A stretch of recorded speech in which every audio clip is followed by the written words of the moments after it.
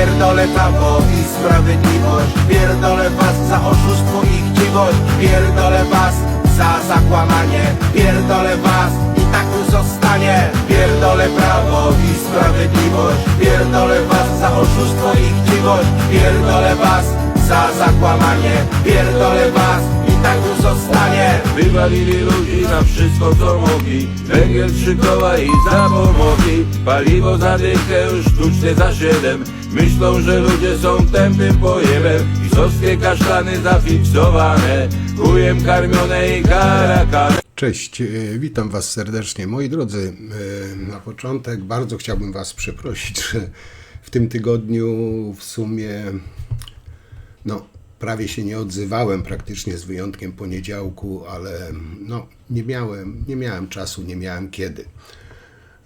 Bo jak wiecie, kiedy tylko mogę, to nagrywam.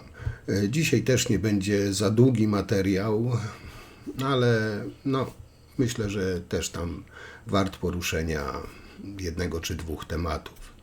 I pozwólcie, że zacznę od zbydlęcenia, bo chyba inaczej tego nazwać nie można, zbydlęcenia pisowców. Zresztą, jak doskonale wiecie, pisowcy lansują się na takich prawych, porządnych, przykładnych, a tak naprawdę gniją od środka, ta zgnilizna już wychodzi na wierzch. I same skurwysyństwo pisowców też już przestałem patrzeć, kiedy przekroczą jakiekolwiek granice, bo oni te granice już przekroczyli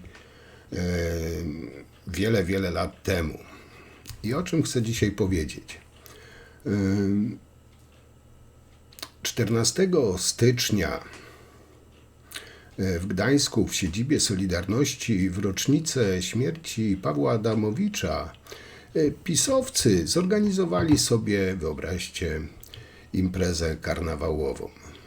To, że ktoś tam sobie imprezę robi, to jest nic, nie każdy musi obchodzić tej rocznicy śmierci Pawła Adamowicza, to jest oczywiste. Tylko tu chodzi o to, że zrobili to w siedzibie Solidarności, ale zaraz do tego przejdę. Organizatorem tej imprezy był Kacper Płażyński, a śpiewającym gościem honorowym Michał Wójcik. Musicie przyznać, że doborowe towarzystwo. Jakoby na to zdarzenie nie patrzeć, to taki zupełny upadek moralny, etyczny, całkowicie odhumanizowanie tych pisowskich szubrawców. Kacper Płażyński jest synem współzałożyciela Platformy Obywatelskiej Macieja Płażyńskiego, który zginął w katastrofie smoleńskiej spowodowanej przez upór i bezdenną, można powiedzieć, głupotę braci Kaczyńskich. I tutaj można powiedzieć ironia i taki złośliwy chichot losu. Ojciec, jednym z założycieli partii, która od chwili powstania działała i nadal to czyni dla Polski i Polaków, a syn zhańbił się i zeszmacił przynależnością do pisowskiej mafii, łamiącej prawo, konstytucję, demokrację oraz bezwzględnie rujnuje kraj. Się z Państwem na wolności spotkać. Wszystkich nas to słyszałem ostatnio w parlamencie, że podobno mam listę 30. Nie wiem, czy ty jesteś na tej liście, ale nie sądzę, żeby ja był poprawiony. Życzę Ci, żeby nie oczywiście, ale mówię o tym, że jakiś specjalny oddział odosobnienia chcą zrobić dla parlamentarzystów, bo im przeszkadzamy we władzy. Oczywiście doskonale też rozumiem, że każdy odbiera to inaczej, po swojemu. Ja, jak tu zawsze powtarzam, przekazuję Wam to, jak ja to odbieram. Dla mnie jest to po prostu brak słów, jest to obrzydliwe, jest to zbydlęcenie, totalne wielkie dno, całkowity upadek. Pisiory w Gdańsku w rocznicę śmierci, tak powiedziałem, prezydenta miasta Pawła Adamowicza w siedzibie Solidarności zrobili sobie karnawałową balangę z, można powiedzieć, światowymi szlagierami, a to haniebne i będące wyrazem kompletnej pogardy i braku szacunku dla w sumie chyba największej ofiary śmiertelnej tego pisowskiego hejtu i nienawiści. A organizator Kacper Płażyński zaś gwiazdą tego wieczoru hańby był też oczywiście, tak wam wspomniałem, ziobrzysta Michał Wójcik. I tak wiem, jedni popierali Adamowicza, drudzy nie, jedni go szanowali, inni nie. Tutaj każdy ma swój wybór, ale dla mnie osobiście się w głowie nie mieści, po prostu nie wiem jak to ująć, ale robienie takiego propagandowego wydarzenia PiS-u w rocznicę śmierci człowieka, który padł ofiarą śmiertelną pisowskiej ideologii, to dowód na to, jak pisowcy nie mają żadnych hamulców, nie mają żadnego współczucia, empatii dla ofiar tego swojego pisowskiego szczucia i moralnie niecenzuralne słowa, normalnie takie niecenzuralne słowa się same cisną na usta. Poza tym robienie tej karnawałowej imprezy hańby PiS-u w siedzibie Solidarności to kolejne zhańbienie tego ruchu, który walczył o wolność i demokrację w czasach PRL-u, a także zhańbienie dziedzictwa tragicznie zmarłego prezydenta Adamowicza, który jako młody człowiek, jako licealista, a później student był działaczem Solidarności i był aktywnym gdańskim opozycjonistą przeciw władzy PRL-u. Pisiory po prostu powinni się wstydzić, bo są takimi najgorszymi hienami bez szacunku do zmarłych, po prostu zwykłymi bydlakami.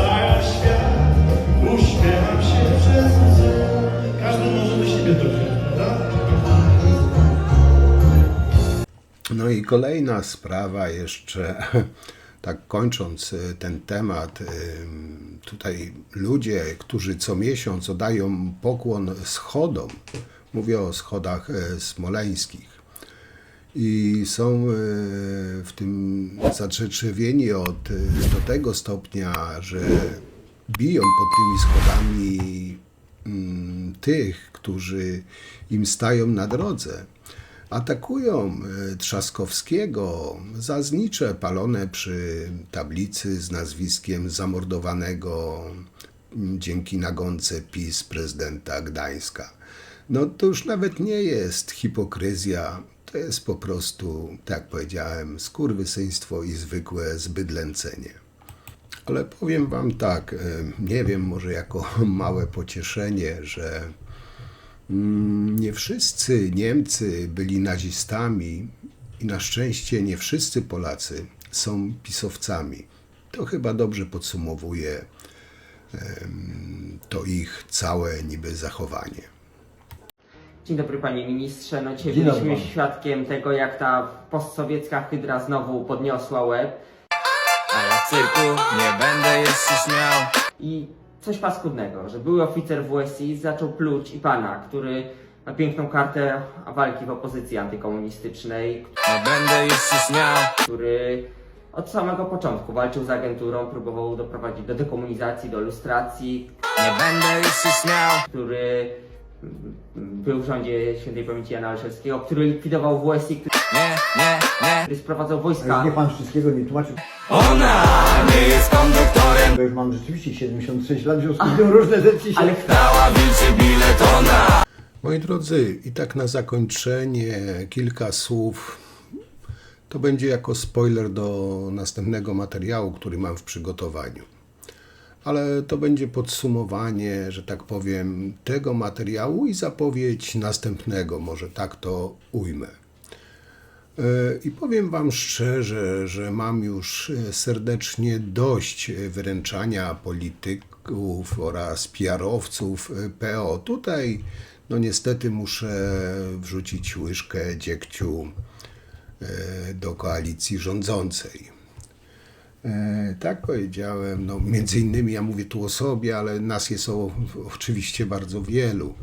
Mówię tu o wszystkich Polakach, którzy walczą z tą pisowską szubrą. Tak jak wspomniałem, mam dość wyręczania polityków oraz PR-owców PO w wyszukiwaniu argumentów, którymi mogą atakować piździelców lub skutecznie bronić się przed ich atakami.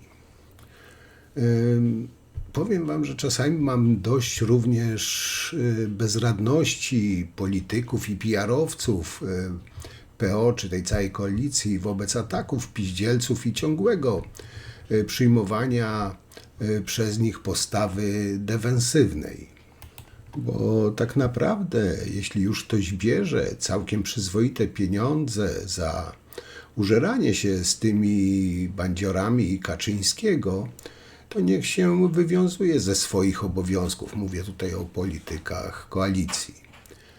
A nie zdaje się na takich frajerów jak ja, którzy zupełnie pro bono, z tak zwanego patriotycznego obowiązku od wielu lat kopią się z PiS-em i mają z tego powodu więcej problemów niż powodów do satysfakcji.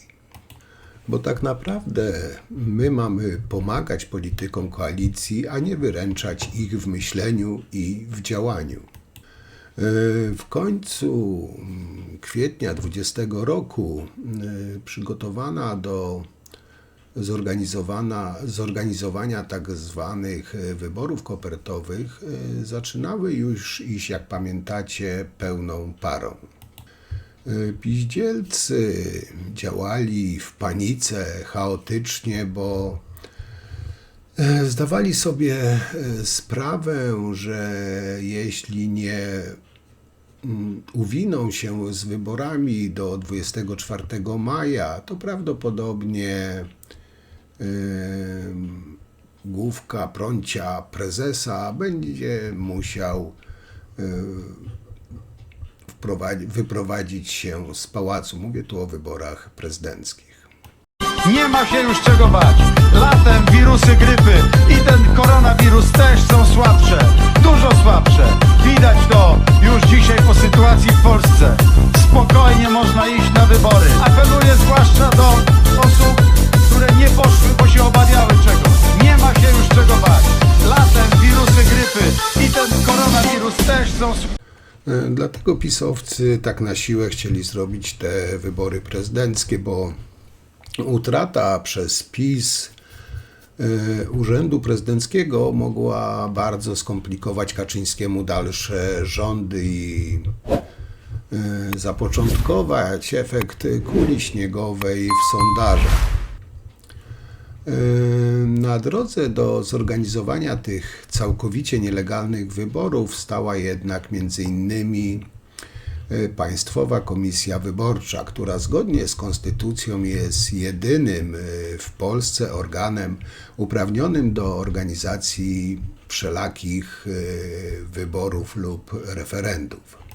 Też wszyscy doskonale pamiętamy, że przeciwko organizacji wyborów prezydenckich w terminie majowym w czasie rozpędzającej się pandemii opowiadali się wszyscy członkowie PKW, na czele z jej ówczesnym i obecnym przewodniczącym Marciniakiem.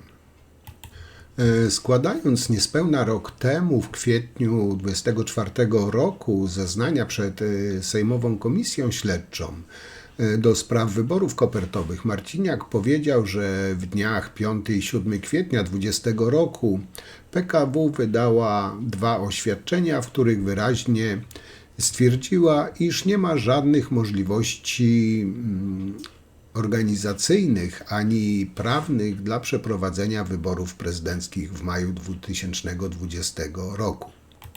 I tutaj, zeznając przed Komisją Śledczą, Marciniak potwierdził, że nie obowiązywał wtedy żaden akt prawny, który pozwalałby na przeprowadzenie wtedy przez pisowców wyborów korespondencyjnych. Ta napisana na kolanie i przeforsowana przez pisowców w niezwykłym pośpiechu ta sejmowa ustawa z dnia 6 kwietnia 2020 roku o organizacji tych wyborów nie przeszła bowiem pełnej ścieżki legislacji, bo nie została między innymi opublikowana w Dzienniku Ustaw, tak więc była to tylko nic nieznaczącym świstkiem papieru. Oczywiście pisowcom to kompletnie nie przeszkadzało. No ale w oparciu o przepisy tej ustawy PiS do końca próbowało zorganizować wybory prezydenckie, przeciwko czemu do końca protestowała ówczesna PKW. I o problemach z tym związanych rozmawiał będę z najważniejszym autorytetem prawnym w Polsce, prezesem Trybunału Konstytucyjnego, panią Julią Przyłębską. Witam panią. I tutaj, zeznając przed Komisją Śledczą, Marciniak potwierdził również, że w kwietniu 2020 roku żaden z polityków partii wówczas rządzącej nie konsultował się z członkami PKW w sprawie przeprowadzenia wyborów prezydenckich. Piździelcy po prostu olali PKW, ani PKW się nie konsultowali, ani z PKW się nie konsultowali, ani nie prosili PKW o zgodę o jakieś swoje działania. Znając negatywne stanowisko członków PKW w sprawie organizacji wyborów korespondencyjnych czy tzw. kopertowych, PiS postanowiło zupełnie wyłączyć PKW z procesu wyborczego, a wszelkie kompetencje PKW w tym zakresie scedować na Pocztę Polską podlegającą szefowi Ministerstwa Aktywów Państwowych, czyli Sasinowi. No co było później, wszyscy chyba pamiętamy, to już historia, choć nadal nierozliczona. Ale dzisiaj chodzi mi o coś innego niż nawoływanie do pociągnięcia do odpowiedzialności Cepa, Sasina, Kamińskiego, Dworczyka, Sobonia.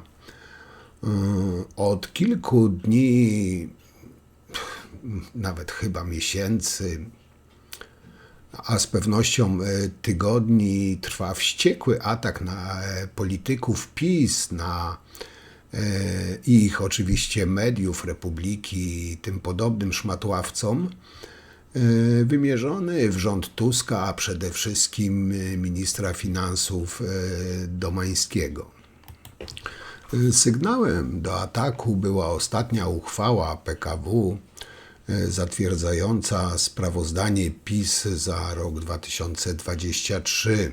Zdaniem piździelców uchwała ta wymusza na ministrze Domańskim wypłacenie pisowcom milionów złotych, co wcale nie jest takie oczywiste. I tutaj, moi kochani, postawię, pozwólcie, kropkę, bo to był o decyzji PKW, o tych milionach dla PiS-u. To będzie następny materiał i tak powiedziałem, zrobiłem takie małe wprowadzenie, spoiler, a całość zobaczycie w następnym materiale. Podejrzewam, że zaraz po niedzieli. Także serdecznie Was zapraszam. I tak niespodziewanie, dziwnie kończę. Urywam to. Wiem, że nieładnie, ale no co zrobić. Czyli moi drodzy, dzisiaj taki był miszmasz, trochę tego, ale mam nadzieję, że zainteresuje Was dzisiejszy materiał. Jak zawsze liczę na Wasze komentarze, opinie. Ja Wam już bardzo, ale to bardzo dziękuję. Oczywiście serdecznie zapraszam w niedzielę na live'a o 18:00, jak zawsze. Sobie pożartujemy, porozmawiamy. A na dzisiaj to tyle. Do zobaczenia w niedzielę. Cześć.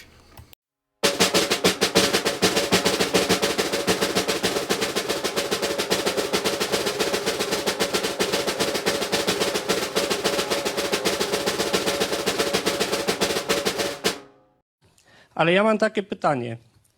Kiedy w końcu rolnicy z dziada, pradziada będą mieli prawa? To znaczy nie, że z miasta przyjedzie ktoś, kupi sobie działkę i on swoje prawa ustala. Po 22:00 nie może spać, rolnicy przeszkadzają, bo krowy doją, do jarka chodzi, koszą zboże. Czy może coś takiego w końcu stanie się?